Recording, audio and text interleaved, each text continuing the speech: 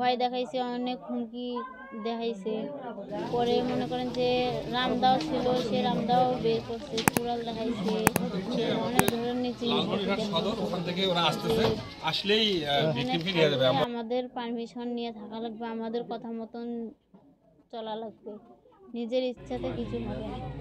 পরে আমি কইছি যে ঠিক আছে, মানে ওদের মানে হুমকিতে আমি এগুলো বলছি আর কি। পরে মনে করেন যে এগুলা মানে এতদিন চললো এরকমভাবে, ও আমার সাথে শারীরিকভাবে মেলামেশা করলো, ভিডিও করলো। যেমনি ভিডিও করছে মানে প্রথম দিন আমি ফোন থাবা দিয়ে মাটির মধ্যে ফেলাই দিছি, তখনই আমার গালের মধ্যে থাপ্পড় মারছে আর রামদাও বের করে মানে বিছানার উপরে রাখিয়া দিছে। পরে আমি তো সেরকম ভয় পাইয়া গেছি যে বাড়ি পুরো ফাঁকা, আর ওর বউ ওর প্রতি সাপোর্ট করে, আমাকে যদি কেউ মারিয়েও ফেলায় তারপরেও কেউ জানবে না। পরে ওদের মতো কাজ করলাম, ওরা ভিডিও করলো, ছবি তুলছে, এরকম করে চলছে এই কয়েকদিন।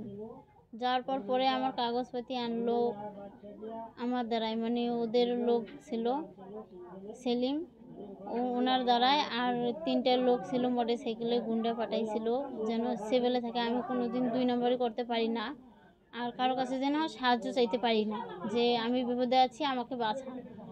মানে এই অবস্থায় মানে এরকম একটা ব্যবস্থা করছে ওরা।